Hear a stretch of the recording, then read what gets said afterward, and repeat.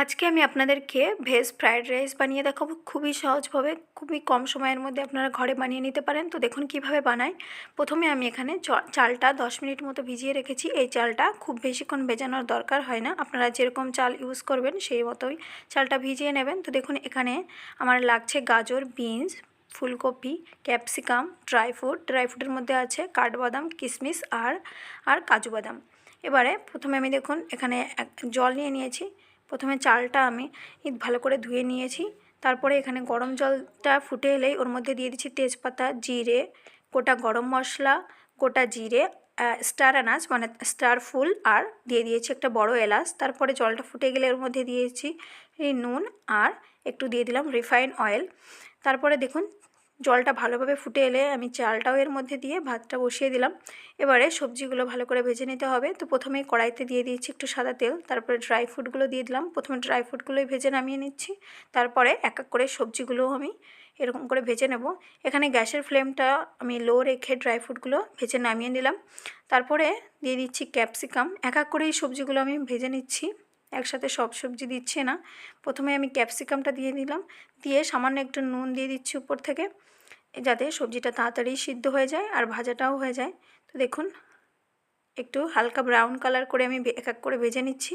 তারপরে দিয়ে দিলাম গাজর কুচি, বিনস কুচি। গাজর আর বিনসটা আমি এখানে একসাথে দিচ্ছি, দিয়ে নাড়িয়ে চাড়িয়ে আমি গাজর আর বিনসটাও ভেজে নিচ্ছি। গাজর আর বিনস ভাজার সময়ও আমি অল্প করে এখানে নুন দিয়ে দিয়েছি। এর মধ্যে আমি ফুলকপিটাও দিয়ে দিলাম, দিয়ে আবারও একটু নাড়িয়ে চাড়িয়ে ভেজে নেব। এইভাবে এক এক করে সমস্ত সবজিগুলো ভেজে আমি নামিয়ে নিচ্ছি। এদিক থেকে আমার ভাতটাও হয়ে গেছে। তো আমি দেখুন ভাতটা আমার 10 মিনিটেই হয়ে গেছে। এবার আমি একটা ঝুড়ির মধ্যে জল ঝরানোর জন্য বসিয়ে দিয়েছি, আর একটু ঠান্ডাও করে নিচ্ছি ভাতটা, এতে ফ্রায়েড রাইসটা ভালো সুন্দর হয়। তো দেখুন আমার সবজি আর ড্রাই ফ্রুটগুলো সুন্দর করে একটু ব্রাউনি কালার করে ভেজে নিয়েছি। এবারে ওই কড়াইতে আমি দিয়ে দিচ্ছি বড় চামচের 1 চামচ মতো ঘি। ঠান্ডায় আমার ঘিটা একদমই জমে গেছে। তো দেখুন ঘিটা গলে গেলে এবারে এর মধ্যে আমি দিয়ে দিচ্ছি 1 চামচ মতো আদা কুচি, আর দিয়ে দিচ্ছি একটু ভাজা জিরের গুঁড়ো, দিয়ে দেবো 1 চামচ মতো গোলমরিচ গুঁড়ো, আর দিয়ে দিচ্ছি একটু স্বাদ অনুসারে চিনি। আপনারা আপনাদের টেস্ট অনুসারে চিনি ইউজ করতে পারেন। আর দিয়ে দিলাম একটু গরম মশলা, দিয়ে এবার রাইসটার মধ্যে দিয়ে দেবো। প্রথমেই রাইস দিয়ে দিচ্ছি।